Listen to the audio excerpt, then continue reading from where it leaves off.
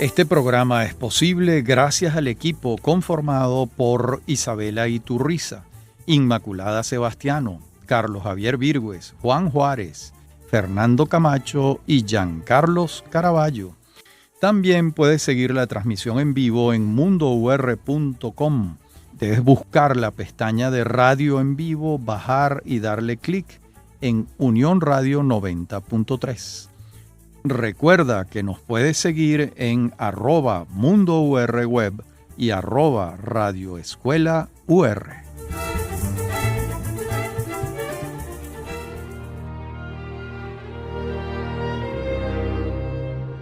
Bienvenidos a Venezolanos en esta serie que venimos desarrollando sobre Hispanoamérica.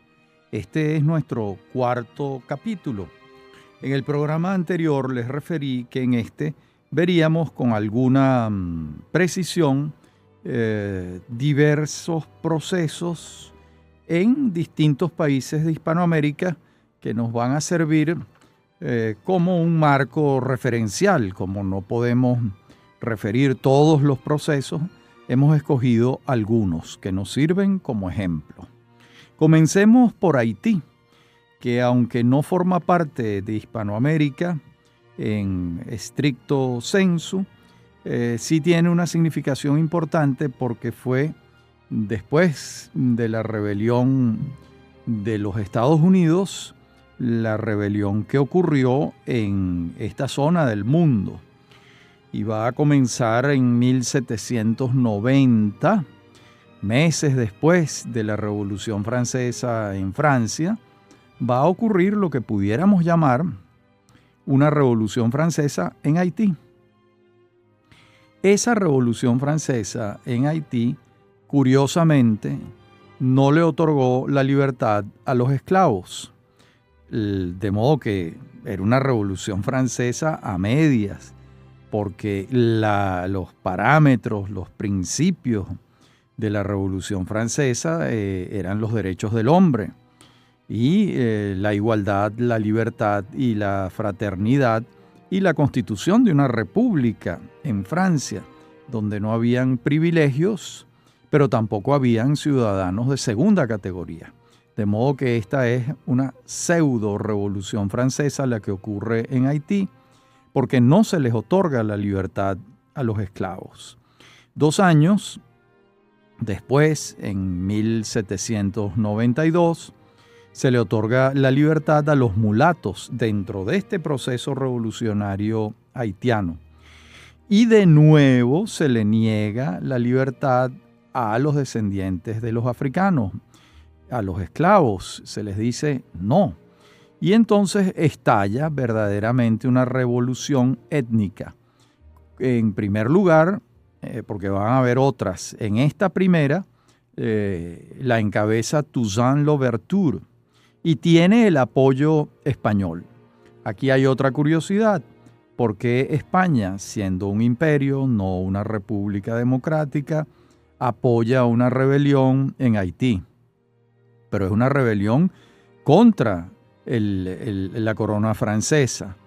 Bueno, por razones geopolíticas, como en el escenario geopolítico europeo, en esas circunstancias, en esa coyuntura, Francia y España eran adversarios, pues España va a apoyar esta rebelión de Toussaint Louverture en 1792 en Haití. Y 3 años después viene un hecho curioso, y es que España le cede Santo Domingo a Francia, dentro también del juego de ajedrez de la política europea que se expresaba en el Caribe y en Hispanoamérica, y también, por supuesto, en la América anglosajona. Ya se había creado los Estados Unidos de Norteamérica. Y bueno, en el año 1800, 5 años después, Toussaint Louverture tiene un poder propio distinto al de Napoleón, y Napoleón Bonaparte envía a Leclerc y llega en 1803, y Toussaint Louverture capitula. Es decir, el poder imperial francés controla la situación de rebelión inspirada, esa rebelión en la Revolución Francesa. Pero ¿quién la está sofocando? Un personaje que encarna la Revolución Francesa. ¿Es Napoleón una encarnación de la Revolución Francesa? Para nada. Napoleón es un emperador y lo que se proponía en la Revolución Francesa era una república democrática. De modo que en esta coyuntura a Napoleón lo vamos a tener actuando como emperador y sofocando hasta la capitulación, hasta la rendición de Toussaint Louverture.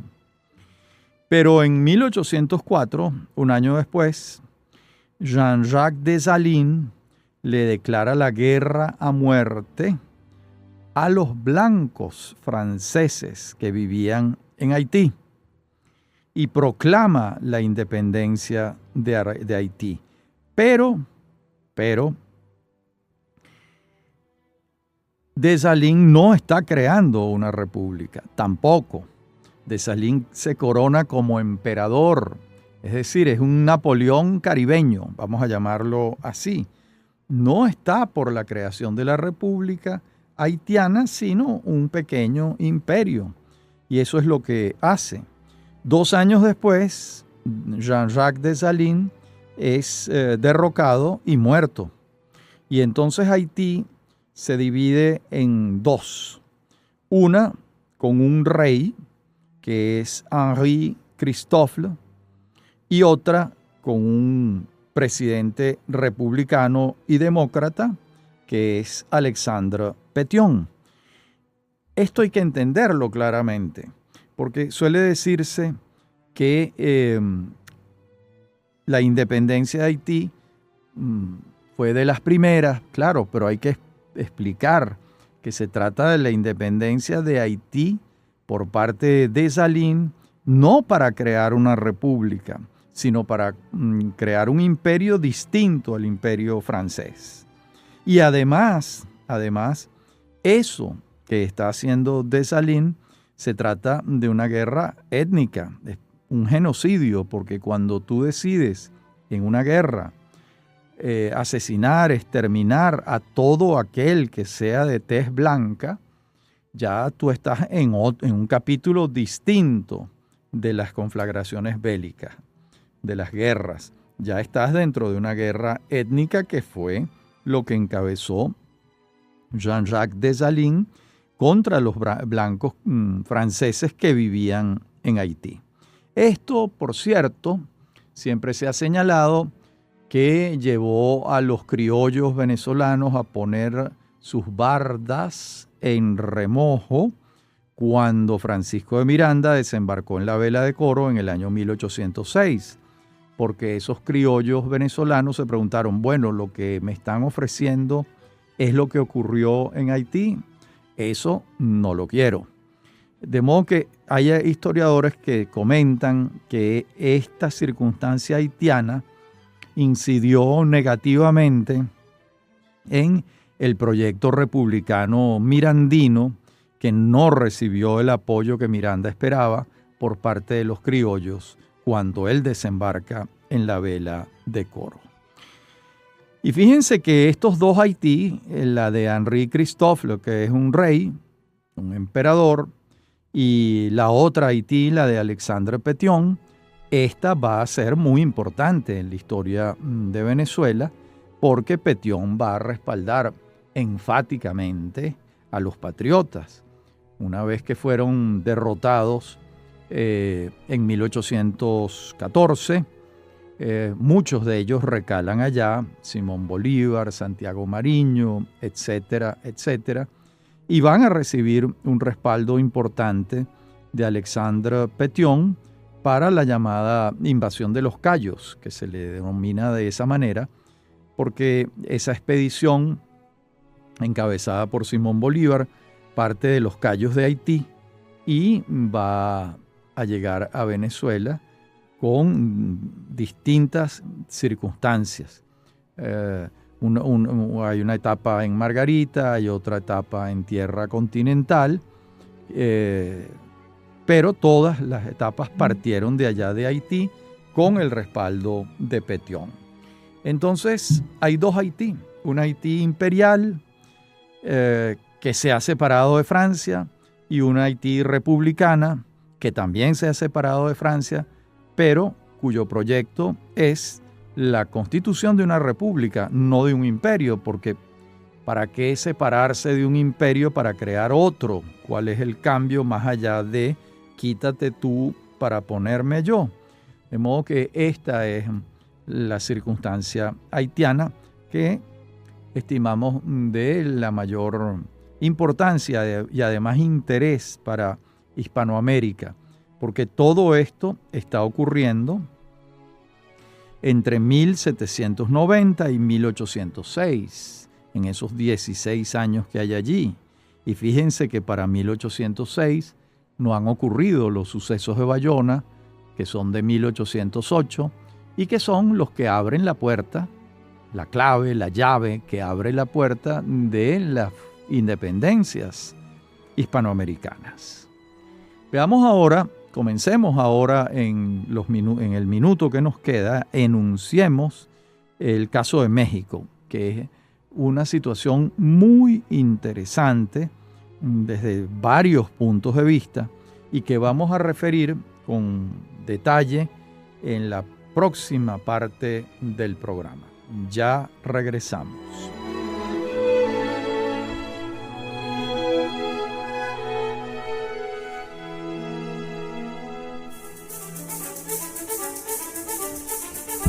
En breve continúa Venezolanos.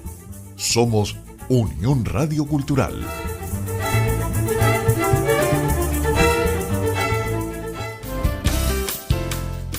Estás escuchando Unión Radio Cultural.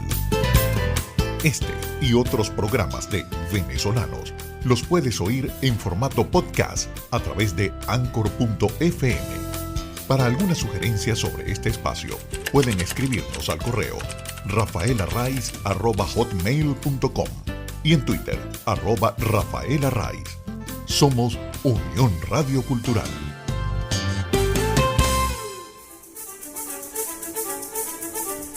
Estamos de regreso con Venezolanos. Somos Unión Radio Cultural.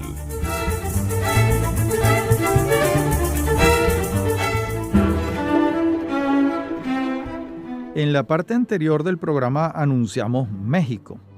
México tiene una circunstancia muy importante. De todas estas rebeliones hispanoamericanas que conducen a la creación de las repúblicas, México es la única que es una rebelión popular.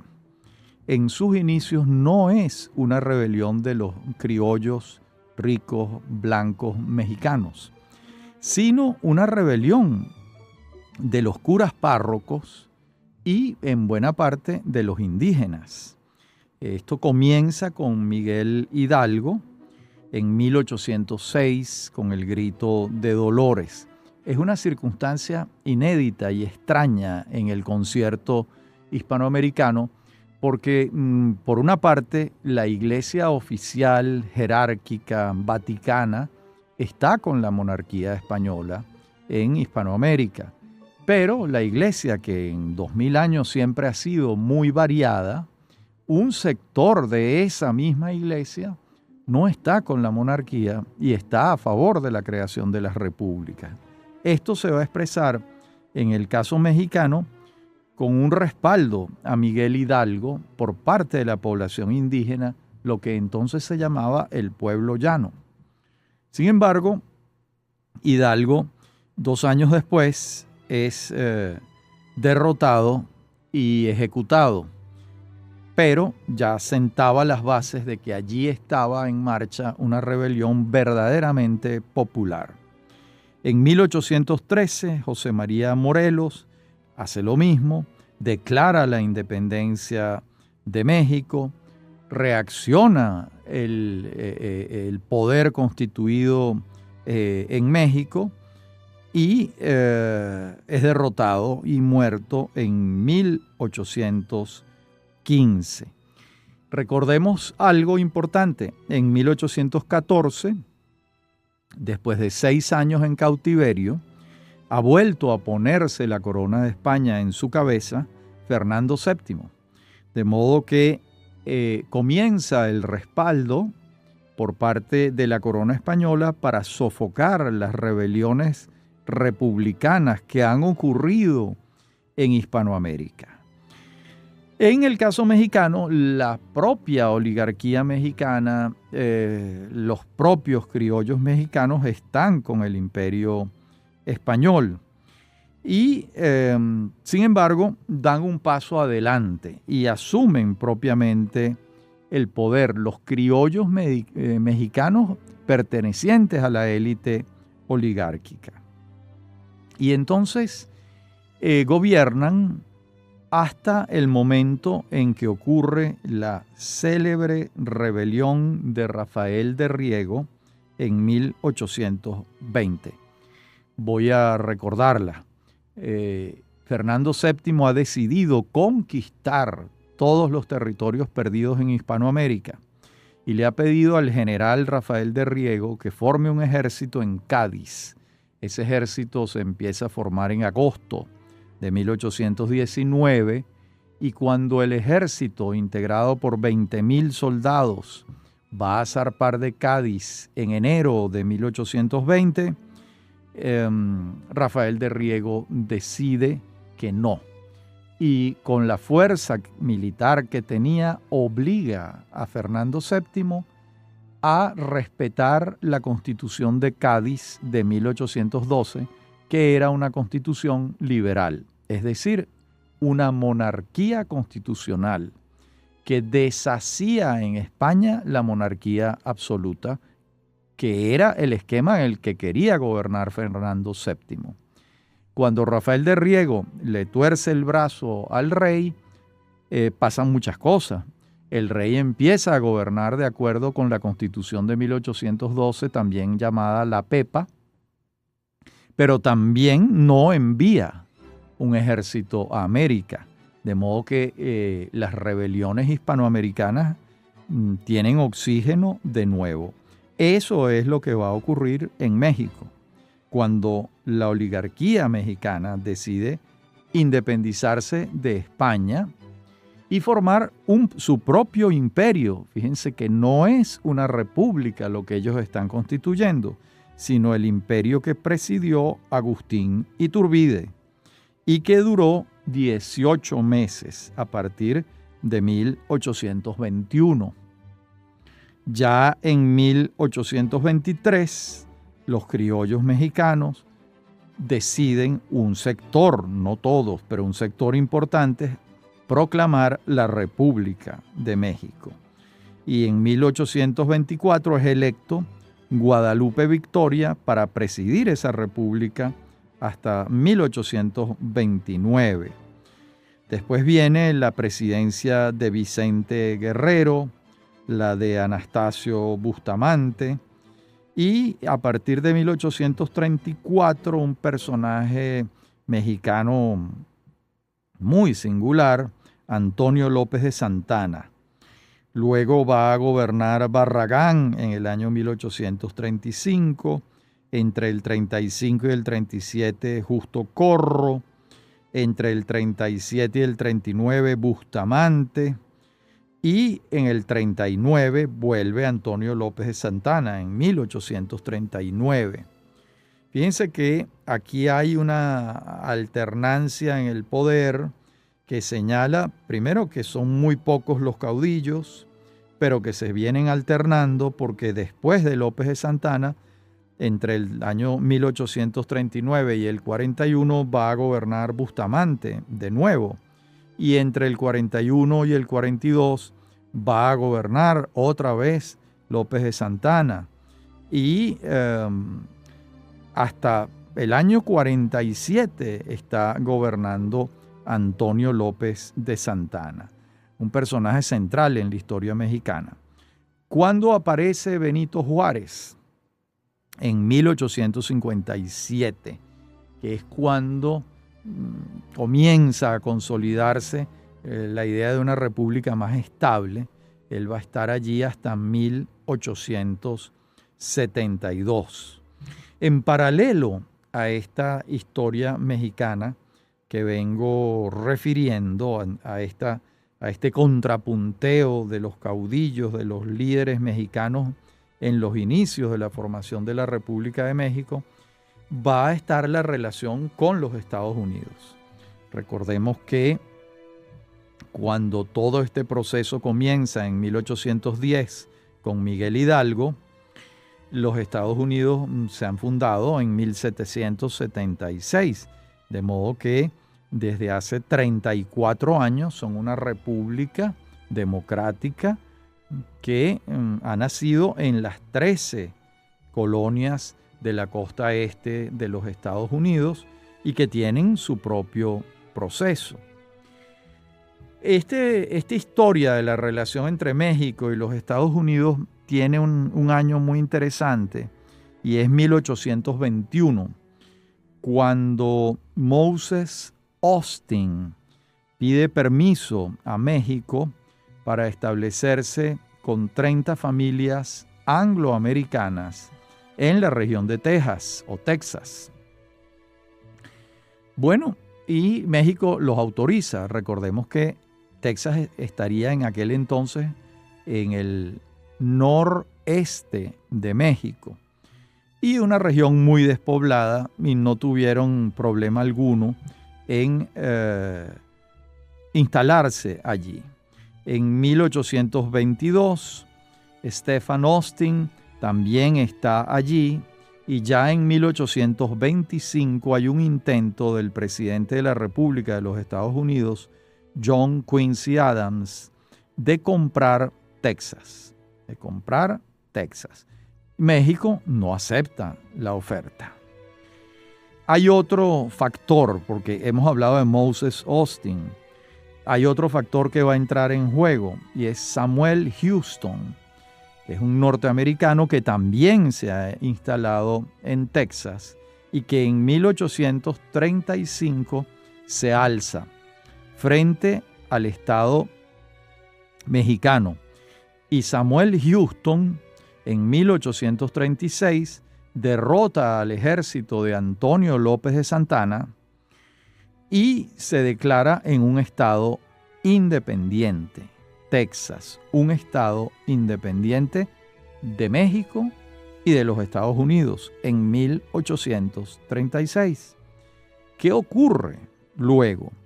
En 1837, Houston, encabezando a Texas, le pide a los Estados Unidos que lo admitan como un nuevo estado de la Unión. Y los Estados Unidos, sorprendentemente, dice que no en 1837. Adujeron distintas razones, pero la respuesta es no. De modo que Houston permanece con su estado independiente, ya derrotado México en sus pretensiones de recuperarlo, durante unos pocos años, porque insiste nuevamente hasta que en 1844 los Estados Unidos acepta y Texas comienza a formar parte de la Unión Norteamericana. En la próxima parte del programa continuaremos con esta historia fascinante de las relaciones entre México y los Estados Unidos.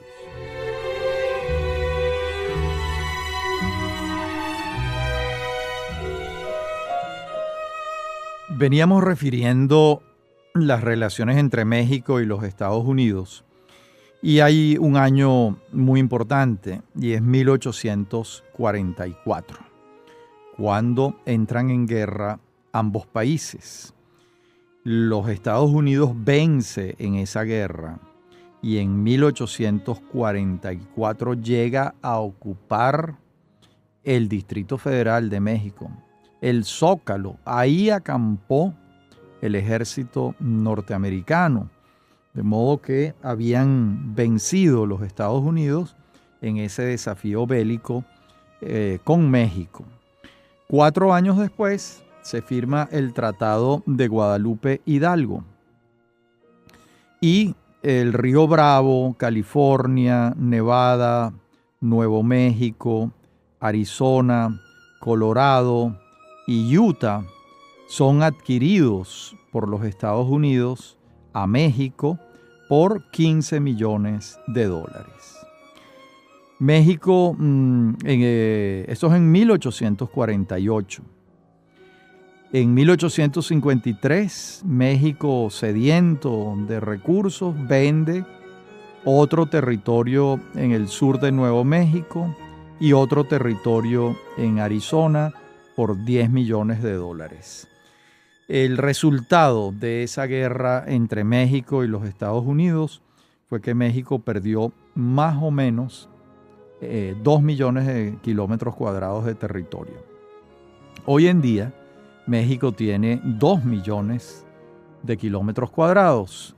Perdió el mismo territorio en los Estados Unidos.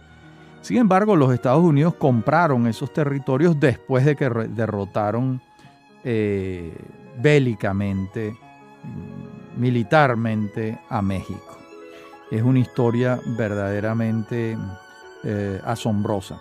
Esto va a ser muy importante para la historia norteamericana porque hasta ahora los Estados Unidos, que tienen las 13 colonias de la costa este, han comprado a los españoles la península de la Florida, le han comprado a Napoleón Bonaparte la Luisiana francesa en los Estados Unidos, en el centro de los Estados Unidos, y ahora, una vez que han derrotado a México y han comprado estos territorios, va a empezar la conquista del oeste, que tantas veces hemos visto en películas, en epopeyas, que es la conquista del oeste, la fiebre del oro, porque hay mucho oro en California, la construcción de los ferrocarriles para ir conquistando los territorios, y un decreto de Abraham Lincoln que estimula la población de esas tierras,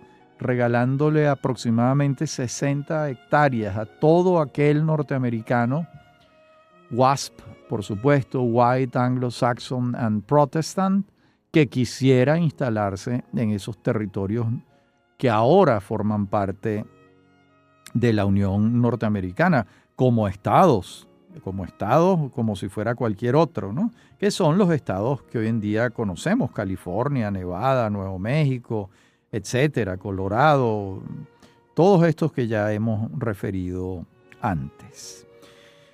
No vamos a entrar en la guerra civil norteamericana o la guerra de secesión, que es la guerra entre el norte industrializado y liberal y el sur atrasado y esclavista, en el que vence el norte con Abraham Lincoln a la cabeza. Esa es una historia diferente a los intereses de esta serie que venimos desarrollando.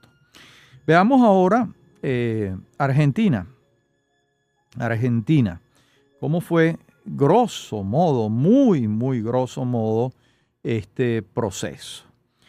Va a comenzar también en 1810, como comenzó este proceso de gobiernos independientes en Venezuela, en Colombia, en Quito había comenzado en 1809, y en la Argentina va a comenzar en 1810, cuando en mayo de ese año se forma un gobierno colegiado presidido por Manuel Belgrano.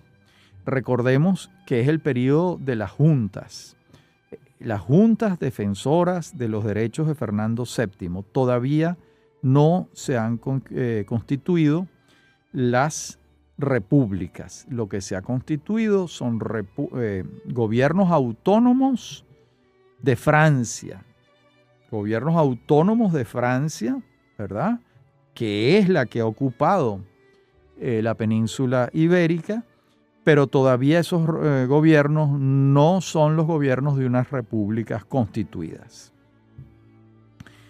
En 1813 vamos a tener la victoria del virrey del Perú sobre las fuerzas de Belgrano. Y en 1814 vamos a tener a José de San Martín y a Alvear ya avanzando en sus victorias hasta que en 1815 se forma un congreso en Tucumán y en marzo de 1816 se declara la Constitución de la República Argentina, ¿no? Allí eso va a ocurrir el 9 de julio de 1816, cuando Francisco Laprida y Juan Martín Pueyrredón van a crear la República Argentina. Aquí hay una circunstancia interesante. Fíjense que he nombrado a Belgrano, a Laprida, a Pueyrredón. Son varios los personajes. Ciertamente, desde el punto de vista militar, el personaje decisivo es José de San Martín, a quien con justicia se le tiene como libertador de los pueblos del sur, porque él va a ser el que derrote militarmente a las fuerzas del virrey del Perú, tanto en la Argentina como en Chile. De modo que, y en parte del Perú también, por supuesto. De modo que San Martín va, desde el punto de vista militar, va a ser el que encarne estas victorias, pero hay otros personajes, como Pueyrredón o como Laprida. Y la República Argentina, entonces, la tenemos creada en Tucumán el 9 de julio de 1816. Incluso es un proceso, si se quiere, parecido al venezolano, pero más largo o más corto, depende de cómo se le vea. Es más largo porque la República la fundan en el 16, Venezuela funda la República en el 11, pero la pierde. Ellos también pierden la República en el 13 frente al virrey del Perú. Nosotros la perdemos también frente a Domingo de Monteverde, en el 12, la recuperamos en 1813, la volvemos a perder, y cuando llegan las fuerzas españolas con Pablo Morillo a la cabeza, la perdemos a partir de 1815 y la volvemos a recuperar varios años después. Son historias con similitudes y con diferencias también. Este es el caso entonces de la Argentina. Vamos a asomarnos ahora, aunque sea muy brevemente, vamos a asomarnos en el tema de Centroamérica. Antes de esto, recordemos lo siguiente. Hay una entrevista, como todos conocemos, en Guayaquil entre José de San Martín y Simón Bolívar. Y hay dos biografías extraordinarias de John Lynch, el gran hispanoamericanista inglés, una biografía de Simón Bolívar y otra biografía de José de San Martín. Y con gran penetración psicológica, John Lynch entiende a los dos personajes. Entiende a los dos personajes que tienen una entrevista en Guayaquil cuyo contenido la historia ignora, pero cuyo resultado la historia sí conoce, y es que San Martín decide retirarse a Buenos Aires. Al poco tiempo se va a España, que era donde había vivido durante muchísimos años, y sale de la escena propiamente argentina, y queda en la escena hispanoamericana prácticamente solo Simón Bolívar en este periodo, ¿verdad?, en que ya se están definiendo los territorios, las zonas de influencia, etc. Recordemos que para entonces ya Bolívar había constituido la República de Colombia, que incluían los departamentos de Venezuela, Cundinamarca y Quito. San Martín, más que un guerrero, más allá de un guerrero, uno no advierte en su biografía grandes ambiciones como arquitecto constitucional o como creador de repúblicas. Era un hombre con unas ambiciones, digamos, más discretas, más sobrias, más sosegadas, unas ambiciones distintas a las que uno advierte en el libertador de 5 naciones, en Simón Bolívar. Esa entrevista, que seguirá siendo un misterio y sobre la que muchísima gente ha escrito, va a ocurrir en Guayaquil en medio de esta situación. Bueno, en la última parte del programa vamos a ver algo, aunque sea muy poco, de Centroamérica y cómo ocurrieron los hechos muy someramente en esa región de Hispanoamérica. Ya regresamos. En breve continúa Venezolanos. Somos Unión Radio Cultural.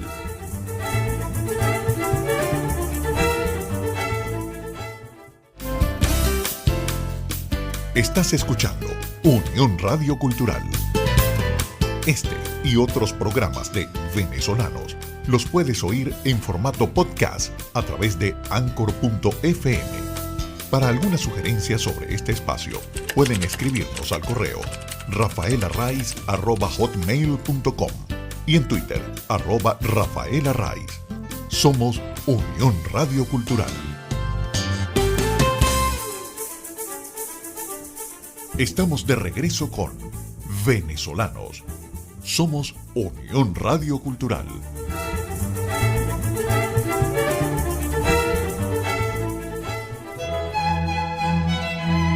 Bien, en la parte anterior del programa anunciamos que hablaríamos ahora de Centroamérica y hay un proceso de reformas que se inicia allí en 1810, en ese año mágico de Hispanoamérica, donde comienzan a formarse las juntas ante la crisis que representa el hecho de que Fernando VII esté en cautiverio y la corona de España esté sobre la cabeza de José Bonaparte, el hermano de Napoleón.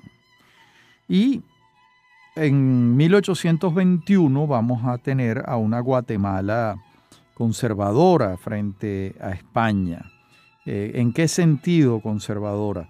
Bueno, que se suman al proyecto de Iturbide, al proyecto mexicano imperial de Agustín Iturbide, lo que nos revela claramente que en esa coyuntura no estaban a favor de la creación de una república, sino de seguir un modelo imperial no encabezado por la corona española, sino por los criollos, la oligarquía criolla mexicana, encabezada por Iturbide, de modo que claridad republicana en esa coyuntura no la había. Sí la hay pocos años después. En 1824 se crea una república federal en Centroamérica. Guatemala es la sede y va a tener 5 provincias Unidas de Centroamérica. Así se llamó ese proyecto republicano, evidentemente inspirado en los Estados Unidos de Norteamérica, porque esta era también una república federal. ¿Qué países constituían esa república federal llamada Provincias Unidas de Centroamérica? Guatemala, Costa Rica, Honduras, Nicaragua y El Salvador. ¿Qué pasó con este proyecto que, visto a la distancia, suena tan bien? Es una música que suena tan bien a nuestros oídos, pues que se deshizo, porque las realidades de estas 5 naciones eran de tal singularidad que la aventura federal, provincial, a los Estados Unidos de Norteamérica no avanzó y en 1840 se deshizo esta República Federal, que duró apenas unos 16 años. Y volvieron cada una de estas unidades nacionales, vamos a llamarlas así, a tener su propia conducción estatal. Me refiero a Guatemala, Costa Rica, Honduras, Nicaragua y El Salvador. En principio a uno pudiera parecerle que hay similitudes entre los pueblos de estas 5 naciones, pero no es exactamente así. El elemento indígena en Guatemala es muy importante No así en Costa Rica, tampoco con la misma magnitud en Honduras, Nicaragua y El Salvador, de modo que había una circunstancia pues diferente. ¿Quiénes fueron los líderes de este proceso a favor y en contra? Francisco Morazán de Honduras y Rafael Carrera de Guatemala. Por cierto, esta idea de estos pequeños países centroamericanos de confederarse, buscar algunas fórmulas de unidad para alcanzar el crecimiento económico, también halló expresión muchos años después. Me refiero a los intentos de creación de un mercado común centroamericano a partir de la década de los años 60 y 70 del siglo XX. De modo que la idea de buscar formas de complementariedad económica y asociación económica y de ampliación de los mercados de cada una de estas naciones también se intentó en ese momento del mercado común centroamericano. Bien, estos son los casos que hemos podido revisar. Recapitulo: Haití, México y los Estados Unidos, Argentina y Centroamérica. Pudiéramos referir muchos otros, pero nos parecen estos sintomáticos, emblemáticos de estos procesos de independencia. ¿Por qué? Bueno, porque Haití termina siendo una revolución étnica y que perpetra prácticamente un genocidio. Da muchas vueltas la situación de Haití. En algún momento dominan a Santo Domingo hasta que Santo Domingo recupera su autonomía y vuelve a ser Santo Domingo, hoy República Dominicana. Y la suerte de Haití a lo largo de los años ha sido muy difícil, hasta dramática, pudiéramos decir. Vemos una situación actual, pues, muy, muy comprometida de Haití, y en el pasado reciente también con dictaduras muy largas como las de Papa Doc y Baby Doc, y una situación económica muy dramática en Haití durante muchísimos años. Ha figurado entre los países más pobres del mundo, de modo que tiene mucho interés ver la situación de este país, además que ha padecido tantas desgracias el pueblo haitiano. Lo de México, por razones obvias, porque se trató de una rebelión popular en sus inicios. Quien quería constituir una república era el pueblo mexicano, a diferencia de los otros países de Hispanoamérica, en donde el proyecto de creación de una república es de los blancos criollos, incluso pudiera decirse de las élites oligárquicas. En el caso mexicano no. Tan es así que cuando las élites mexicanas deciden independizarse de España, lo que crean es el imperio de Agustín Iturbide y no una república democrática. Pero claro, muy pronto cambia el viento y finalmente se constituye la república en México en 1823 y se elige a Guadalupe Victoria presidente de esa república. De modo que el caso mexicano es una singularidad. Y además, esa singularidad se alimenta con la guerra con los Estados Unidos, donde pierden la mitad de su territorio, y personajes verdaderamente novelescos como Antonio López de Santana, que perdió una pierna en una guerra y enterró a la pierna. Le hizo una procesión y un entierro de su pierna. Y bueno, y todo este mundo inicial de México, entre caudillos verdaderamente extraños y singulares, hasta la aparición de Benito Juárez, que ya era un hombre un poco más dominado por la sensatez y la sindéresis. También vimos ese episodio de ocupación pacífica de los norteamericanos en Texas, que lleva a que Texas durante unos años sea una república independiente, en una circunstancia muy rara, porque es una república independiente que le está pidiendo a los Estados Unidos que la acepte como un estado, y los Estados Unidos dice que no, hasta que finalmente los acepta en 1844. Vimos el caso argentino, no voy a redundar, y el caso centroamericano, que es muy curioso porque se ensaya un federalismo interesante allí, pero lamentablemente fracasa. Hasta aquí nuestro programa de hoy, este cuarto capítulo sobre Hispanoamérica, donde venimos revisando uno tras uno los sucesos en este periodo tan interesante de nuestro continente. Hasta aquí nuestro programa de hoy. Los esperamos la próxima semana.